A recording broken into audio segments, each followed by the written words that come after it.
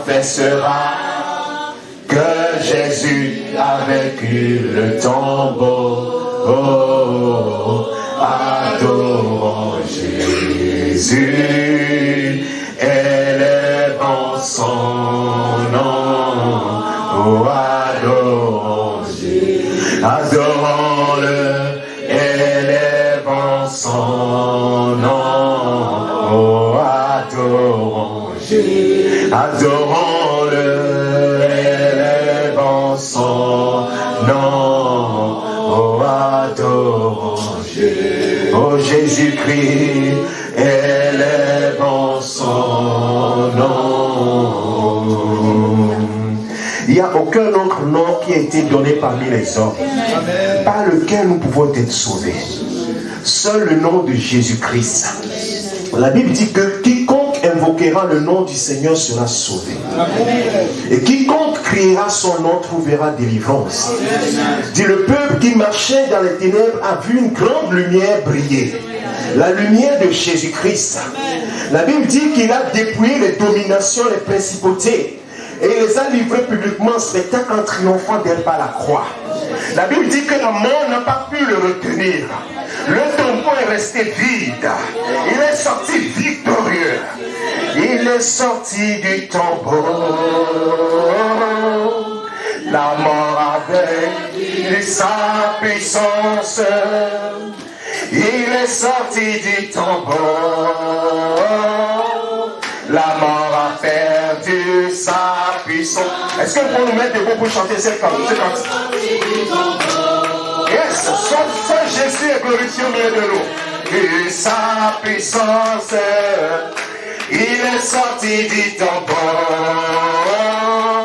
La mort a perdu sa puissance. Alléluia. Alléluia. Alléluia. Alléluia.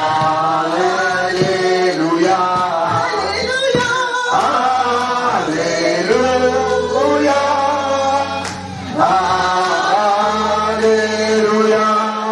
Alléluia.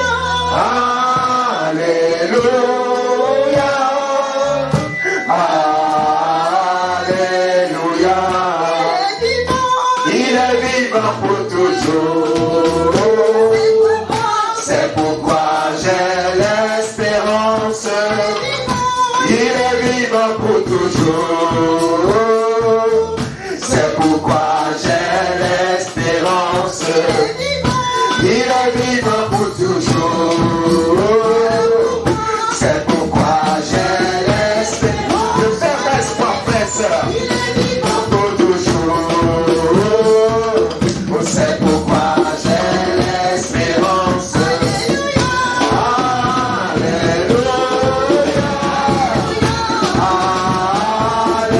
Alléluia.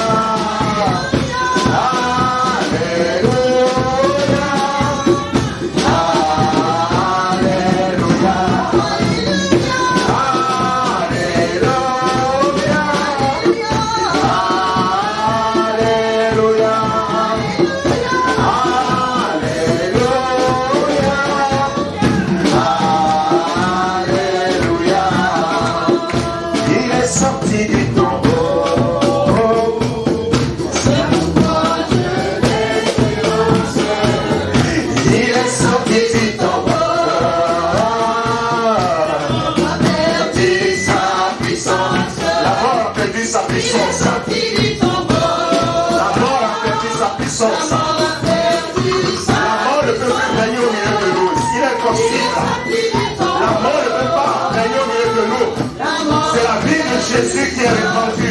Yes. Alléluia. Alléluia. Alléluia.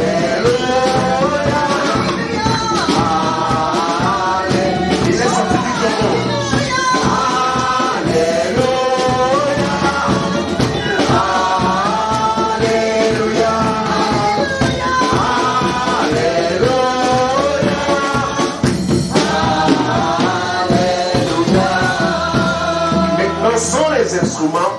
Tu vas chanter ce cantique et tu vas t'écouter.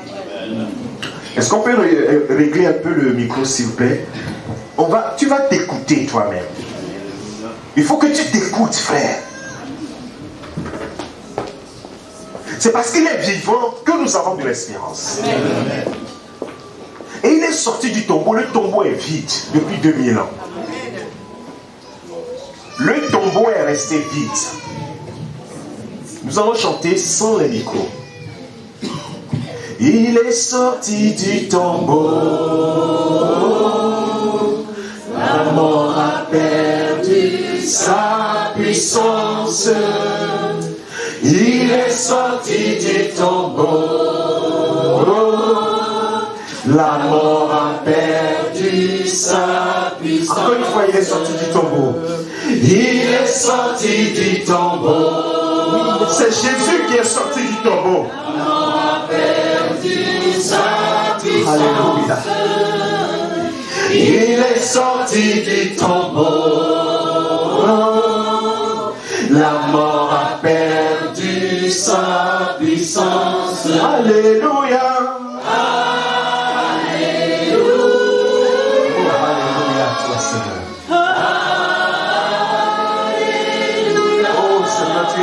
De recevoir la gloire. Toi qui tiens les clés de la mort et du séjour des morts. Alléluia. Il est vivant pour toujours. C'est pourquoi j'ai l'espérance. Il faut que tu te le dises, frère et sœur. Il est vivant pour toujours. Alléluia, alléluia. C'est pourquoi j'ai l'espérance. On va répéter encore. Il est vivant pour toujours. Jésus est vivant pour toujours. C'est pourquoi j'ai l'espérance.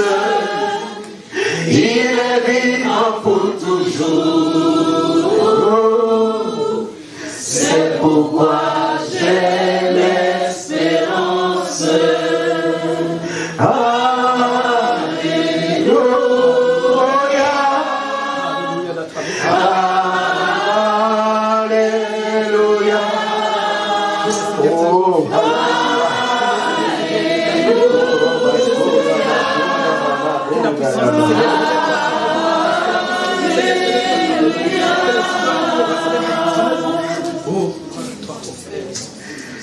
Jésus-Christ, lui-même il m'a dit, toujours en étant debout pour juste quelques temps, Jésus va rencontrer son serviteur Jean sur l'île de Patmos. Et quand Jean le vit, dans Apocalypse chapitre 1, verset 17 au verset 20, il dit, quand je le vis, je tombais à ses pieds comme mort. Il posa sur moi sa main droite en disant, ne crains point, je suis le premier et le dernier et le vivant. J'étais mort et voici, je suis vivant au siècle des siècles. Je tiens les clés de la mort et du séjour des morts. Écris donc les choses que tu as vues et celles qui sont et celles qui doivent arriver après elles. Le mystère des 7 étoiles que tu as vues dans ma main droite et des 7 chandeliers d'or. Amen. Amen.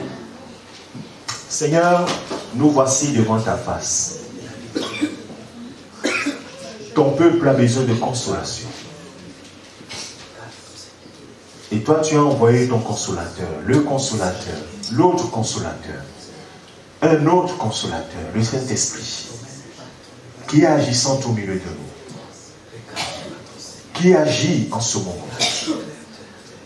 Seigneur, tu es venu afin que tes brebis aient la vie et soient dans l'abondance. La Bible dit que tu es apparu afin de détruire les œuvres du diable. Et Seigneur, la Bible dit également que c'est pour la liberté que tu as affranchi ton peuple. Et la Bible dit que si le Fils, toi, Jésus-Christ, tu nous as franchis, nous sommes véritablement libres. Seigneur, c'est sur ces paroles que nous tenons ce matin, en nous approchant de toi. Seigneur, nous voulons boire de ton fleuve. Que ce fleuve coule en nous. Merci pour les cœurs qui sont devant toi, que tu connais, avant même qu'ils ne s'approchent. Seigneur, donne à chacun selon ce que tu as réservé. Que toute la gloire te revienne, Père, au nom de Jésus-Christ. Amen. Vous pouvez vous asseoir, frères et sœurs. Amen. Est-ce qu'on peut acclamer le Seigneur?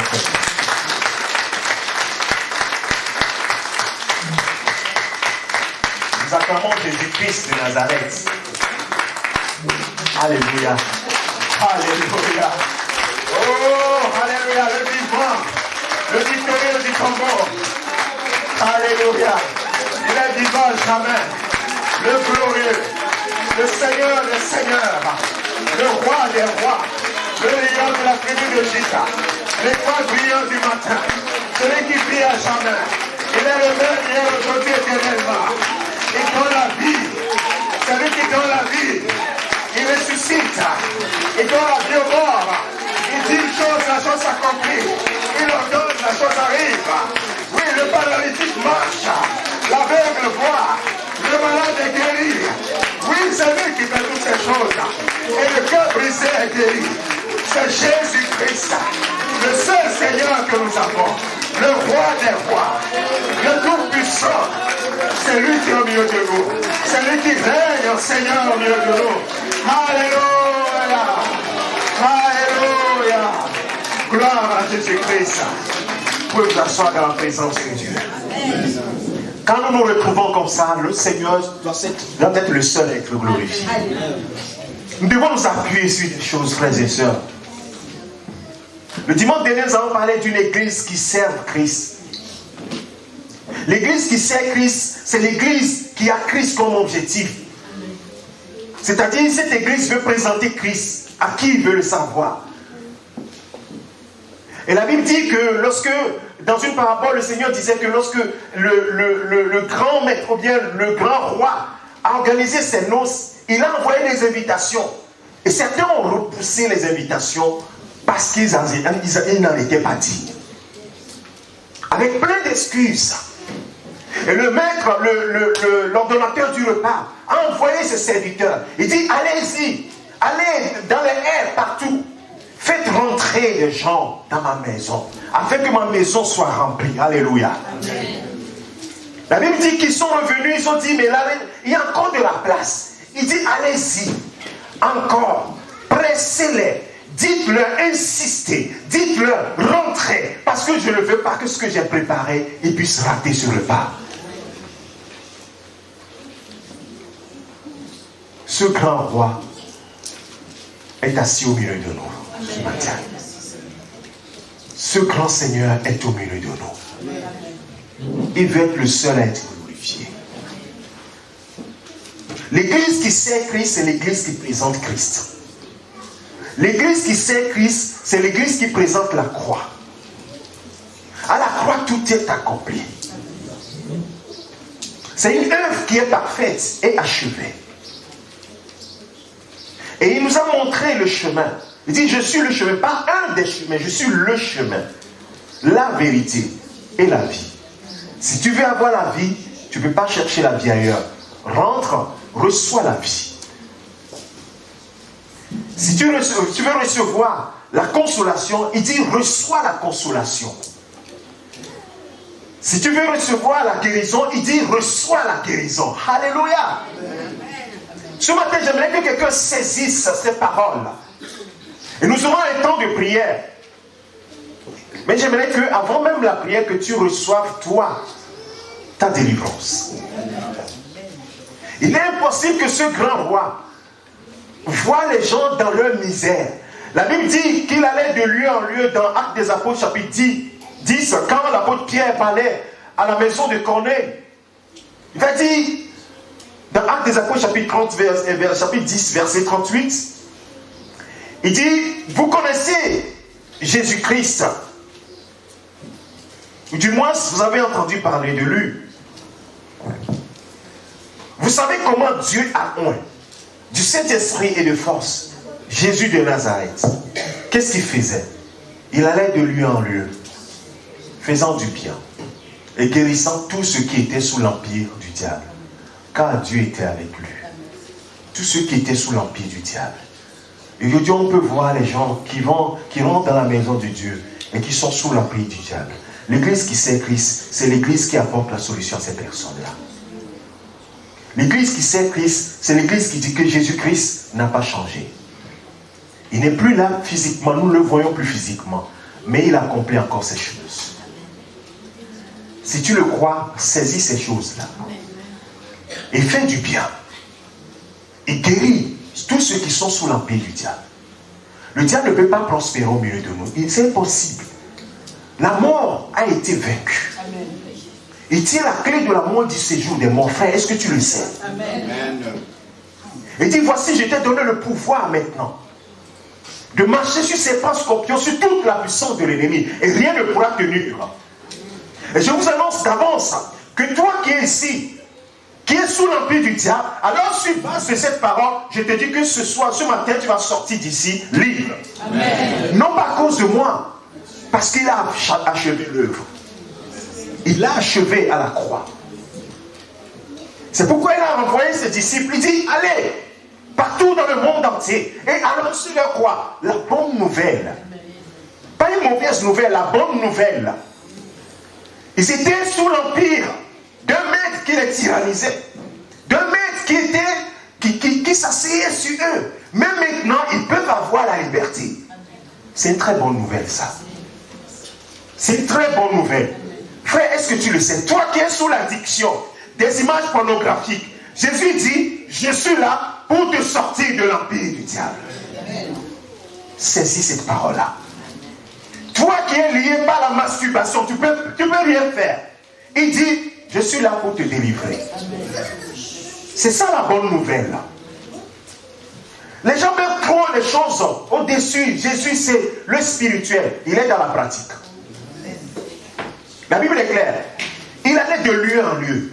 Qu'est-ce qu'il faisait? Il annonçait la bonne nouvelle aux gens. Tu es sous l'empire du diable, alors reçois ta délivrance. Il rencontre l'homme de Gadara. La Bible dit que cet homme vivait dans les sépulcres. Nous allons lire cela. Luc chapitre 8.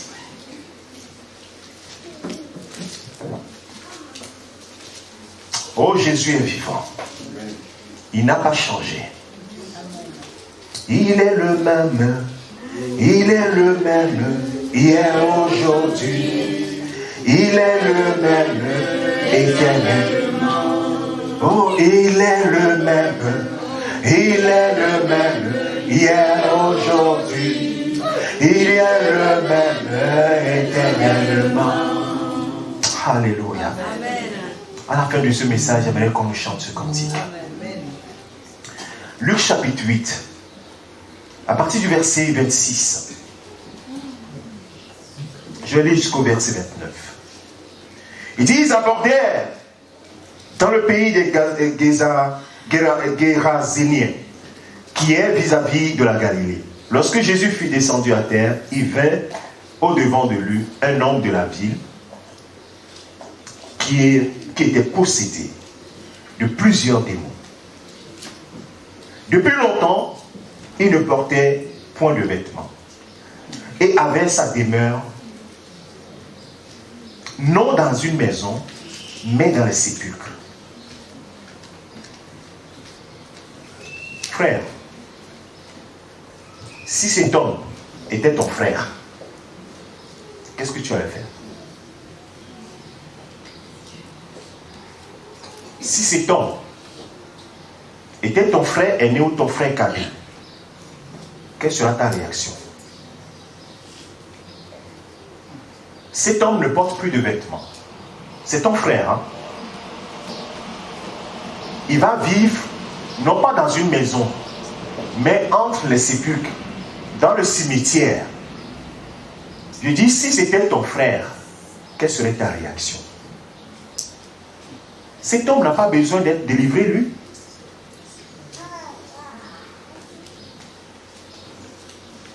Aujourd'hui, plein de gens sont bien habillés comme ça, mais dans leur cœur, ils vivent dans les sépulcres. Ils ne sont pas libres. On les a mis dans les sépulcres. Ils ne peuvent pas dormir la nuit. Ils ne vivent plus. Peut-être que c'est ton cas. Tu ne vis plus. Tu donnes l'apparence de vivre. Tu as un masque. Mais Jésus a une bonne nouvelle. Le salut est possible pour toi. La solution est possible pour toi aussi. Jésus est venu pour ça. Personne ne pouvait voir cet homme. Ne voulait le voir d'ailleurs. Il menaçait le village. Personne ne pouvait plus passer à côté du cimetière. Cet homme aussi avait besoin du salut.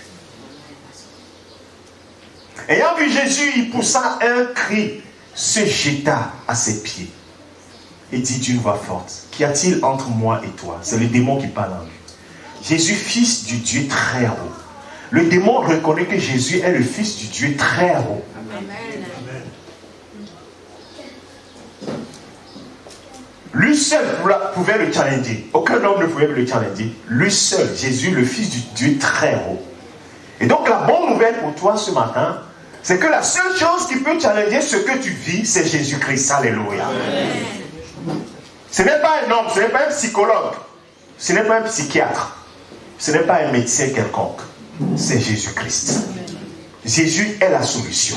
Amen. Ce n'est pas une solution, c'est la solution.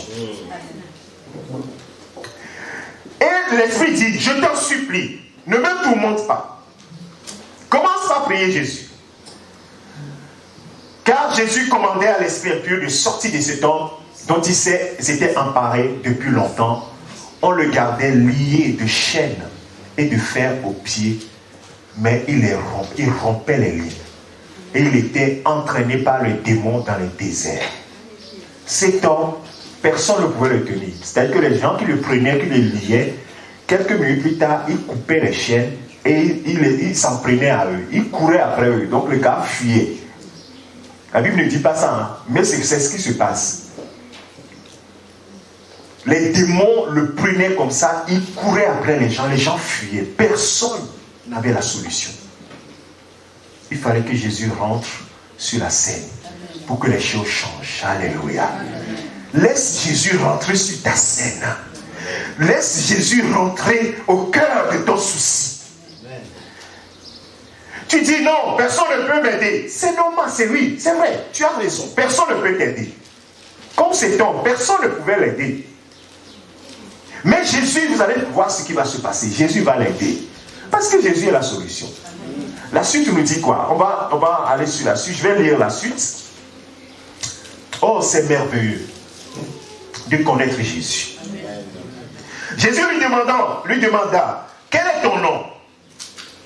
Donc le démon dit, Légion, répondit-il. Car plusieurs démons étaient entrés en lui. Et il priait instamment Jésus de ne pas leur ordonner d'aller dans la ville. Il y avait là, dans la montagne, un grand troupeau de pourceaux qui paissaient, et les démons supplièrent Jésus de leur permettre d'entrer dans ces pourceaux. Et il le leur permit. Quelle autorité!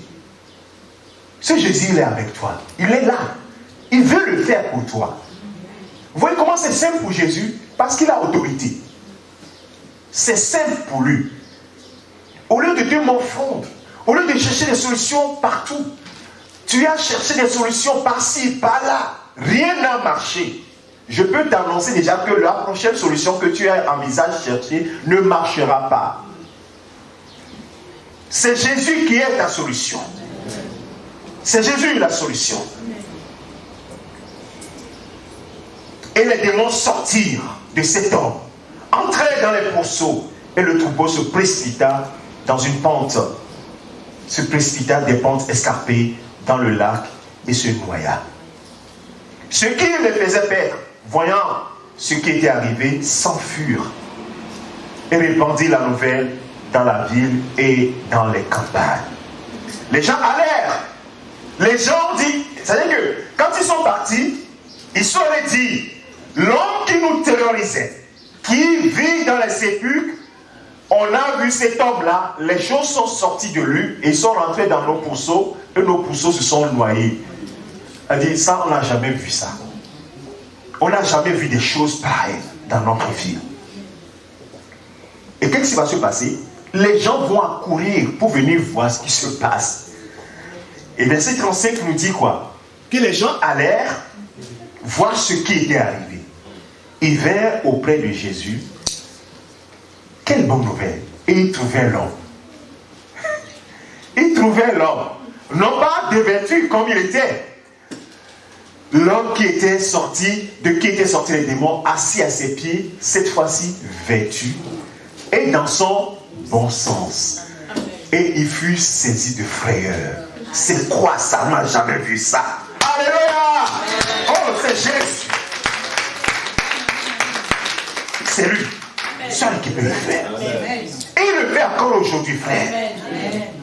C'est pourquoi je refuse que tu restes dans cette situation en disant je n'ai pas de solution. Frère, c'est que tu n'as pas trouvé la bonne solution. C'est tout. Il y a une solution là. Frère, il y a une solution. Jésus est la solution.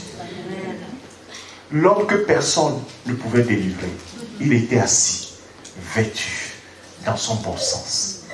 Les gens de sa famille, qu'il avait enterrés, qu'il avait oubliés, ils voient leur frère. Certainement, ils ont accouru pour embrasser leur frère. Alléluia. Voilà le bien que Jésus fait. Jésus ne fait pas de mal. Pourquoi est-ce que les gens s'en prennent à Jésus? Dès qu'on parle de Jésus, les gens sont énervés. Quel mal il a fait? Ça, c'est pas un bien, ça. La Bible dit qu'il allait de lieu en lieu faisant du bien. Quel mal il a fait? Dis-moi. Donc vous comprenez que ce n'est pas les hommes qui s'en prennent à Jésus, mais c'est l'esprit qui est derrière eux qui s'en prend à Jésus. Parce que les hommes, ils aiment qu'on leur fasse du bien. Et il y a un bien qui a été fait ici. Nous avons vu ça. Et Jésus peut le faire pour toi. Ne reste pas dans tes logiques bidons, dans tes logiques bizarres. Moi, ici, il n'y a pas de logique. Jésus dit, moi, je suis la solution. Laisse tes solutions.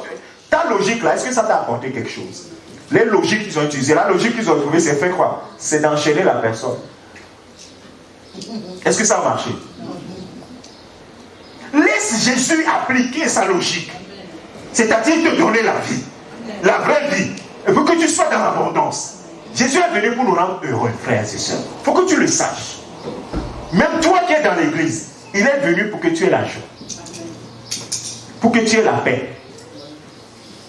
Si tu n'as pas la paix, tu n'arrives pas à dormir, il y a un problème. Va à Jésus. Mais est-ce que quelqu'un comprend ce que je dis là? Tu n'arrives pas à dormir, c'est Jésus la solution là. Tu as tellement entendu ça que quand on dit c'est Jésus la solution, tu es là, c'est comme si il y a une autre solution dont il va parler après. Non mais c'est Jésus qui est la solution. Alléluia! Non, il faut qu'on retienne un message basique là. C'est ça, l'église qui sait Christ, c'est l'église qui présente Christ. Pas que les gens soient fistrés. Tout le temps, ils viennent à l'église la mine serrée. Est-ce que Jésus vient te faire du mal? C'est du mal qu'il va te faire. Mais il va te faire du bien, tu serres la mine pour venir vers Jésus. Mais viens de la joie parce que tu es la solution. Alléluia. Viens de la joie dans la maison du Seigneur, dans la maison du Père, c'est la joie. Et David, il dansait devant son roi, devant le roi des rois, devant le Seigneur, et jusqu'à perdre son vêtement. La joie remplit son cœur. La joie du Seigneur a débordé. Alléluia, ça doit déborder. Quand on dit la joie du Seigneur, nous devons nous lever tous. La joie du Seigneur a débordé. Mais si vous me voyez danser, c'est que la joie du Seigneur a débordé. Devant ce truc-là, est-ce que la joie ne peut pas déborder, frère? Amen. Cette famille était malheureuse depuis des années. Quand on vous dit, ah, votre frère là, votre frère Eric là, qu'on voyait là, il est où? On dit, oh, Eric, il est mort. Parce qu'Eric vit dans les sépulcres. Dans la famille, on l'a oublié. Eric n'existe plus. Jésus a ressuscité Eric. Amen. Jésus peut te ressusciter aussi. Amen. Jésus, il est le même, hier, aujourd'hui, éternellement. Et ce matin, c'est ce qu'il va te faire. C'est ce qu'il va faire dans ta vie. Dans Luc chapitre 7, à partir du verset 11,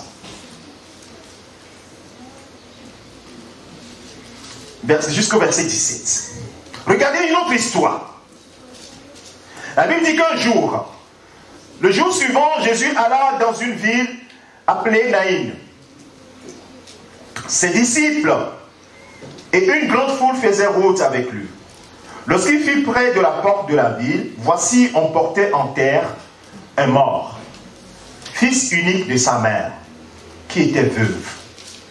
Alors, je vais te ramener à cette dame. C'est une de tes sœurs. Elle a perdu, il y a quelques années, elle a perdu son mari. Elle n'a qu'un seul fils, fils unique, que tu connais très bien. Et un beau jour, on t'annonce que le fils là est décédé. Quelle est ta réaction?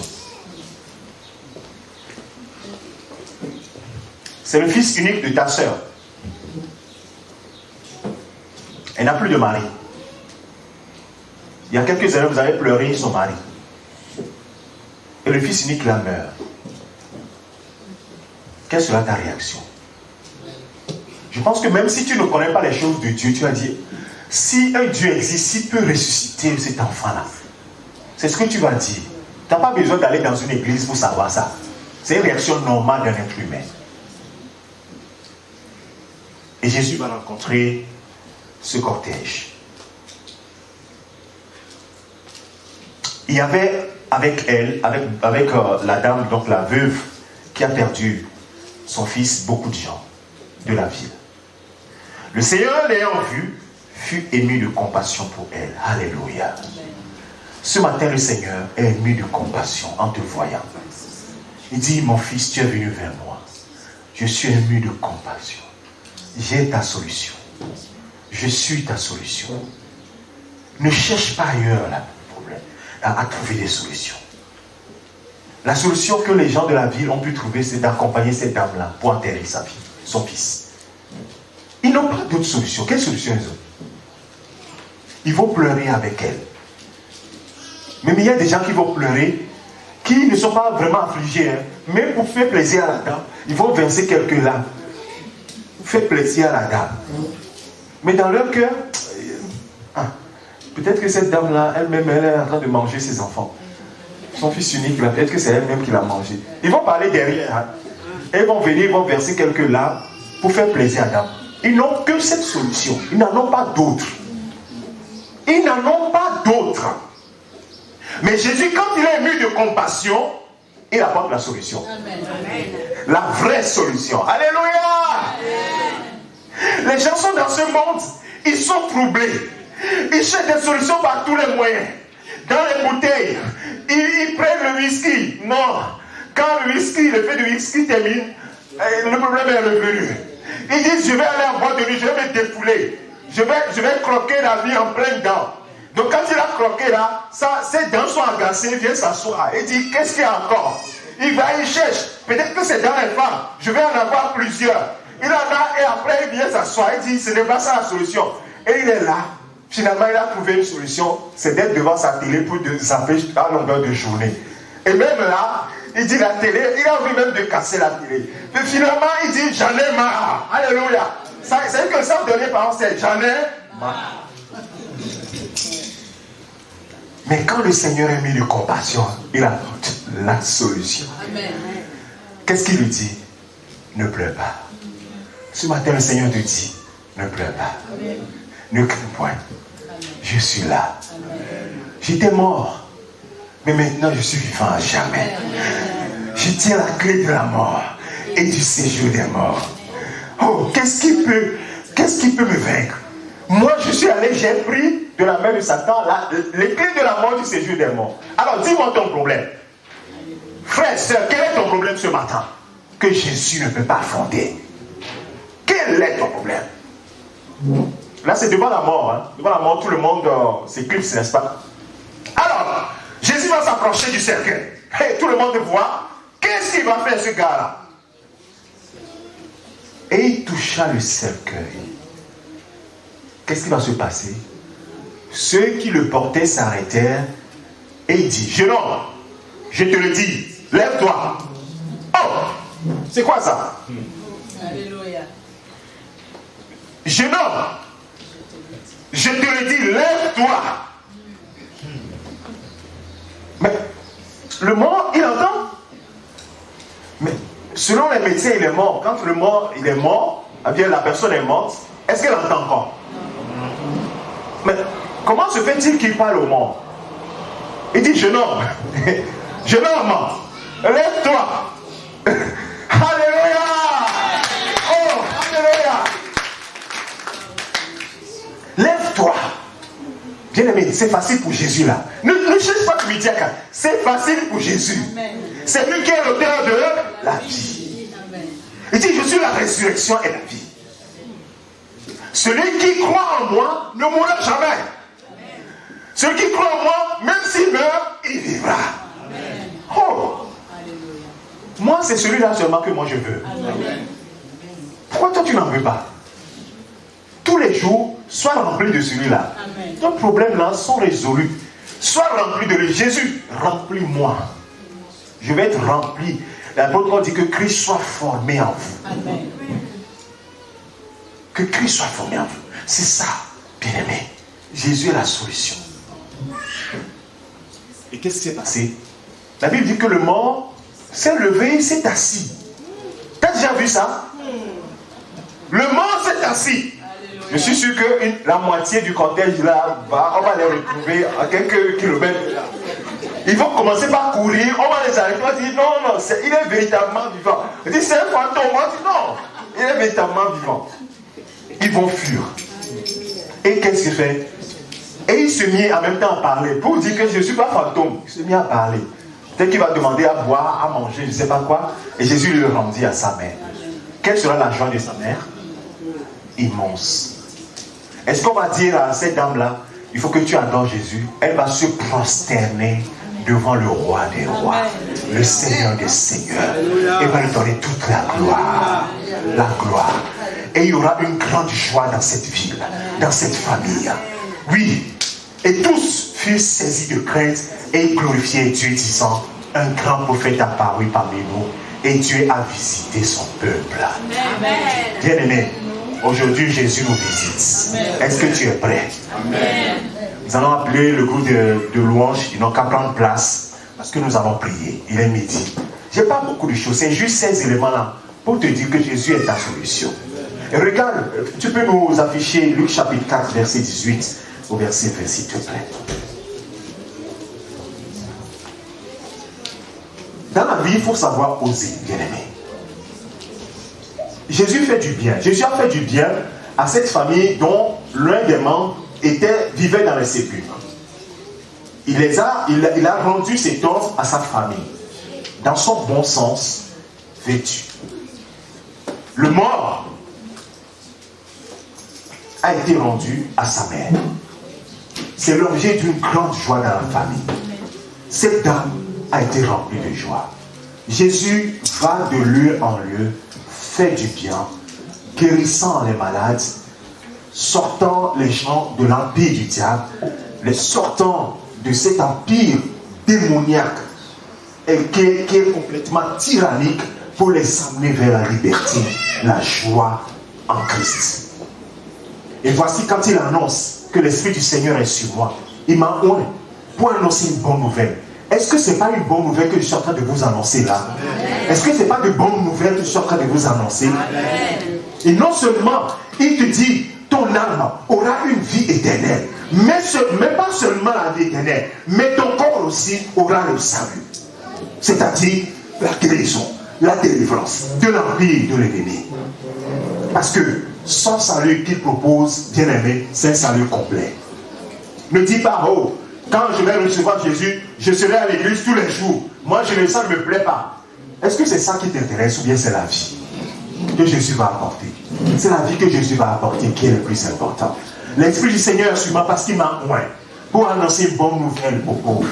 Il m'a envoyé pour faire quoi? Guérir les cœurs brisés. Ton cœur est brisé ce matin, il dit qu'il est venu pour guérir ce cœur brisé. Est-ce que tu saisis ce matin cette parole avec foi? Il dit, si tu crois, tu verras la gloire de Dieu. J'avais préparé ce cantique, il est sorti du tombeau. La mort a perdu sans puissance. Non, c'est pas le cantique que j'ai dit que j'allais chanter. Quel cantique j'ai dit tout à l'heure qu'on allait chanter? Les gens ont oublié. Alors, donc pour renvoyer et pour proclamer aux captifs quoi? La délivrance. Et aux aveugles, le recouvrement de la vue. Proclamer aux captifs la délivrance. Tu es captif de quoi? Frère, sœur. Non, cette année 2019, j'ai dit ici que c'est une année pratique. Ça n'est qu'assez des théories. Les chrétiens sont dans la théorie, mais eux-mêmes, ils savent que rien ne va. Mais la Bible dit que Jésus est la solution. Nous allons prendre juste cette parole-là, toi et moi, ce matin. Nous allons dire, Seigneur, c'est toi qui as dit, c'est pas moi qui l'ai dit. Toi qui l'as dit, et tu as fait même, tu nous as donné les preuves. La veuve de Naïm a retrouvé son fils. Et cet homme de Gadara a retrouvé son bon sens, il est parti. Donc, nous aussi, nous voulons voir ta gloire dans nos vies. Seigneur, je suis opprimé. Je ne dors pas. Il y a un esprit qui vient abuser de moi toutes les nuits. Seigneur, j'en ai marre. Et je veux m'en sortir. Ça, je suis en train de donner les éléments de ta prière. Hein? Et il dit quoi? On s'avère le recouvrement de la vue. Il y a certains qui disent, je n'arrive pas à lire la parole de Dieu. Je suis voilé, je n'arrive pas à comprendre. Est-ce que tu le lui as demandé? Est-ce que tu lui as demandé de t'ouvrir les cieux? Dans l'Apocalypse, il a dit, achetez de moi des colliers pour mettre sur vos cieux. Tu n'as jamais lu ça? Comment tu vas acheter du Seigneur Jésus les colliers? Tu vas à la pharmacie pour acheter des colliers. Mais Jésus te dit, il faut acheter de lui des colliers. Tu l'as déjà fait? Mais tu dis que tu n'allais pas voir. Mais il dit, viens à moi et achète le collier, tu vas mettre sur tes yeux, tu vas voir. Tu crois que c'est de l'amusement? Quand on dit ça, c'est des histoires. Demande le collier pour voir si tu ne vas pas voir. Alléluia. Tu vas voir physiquement, tu vas voir spirituellement également.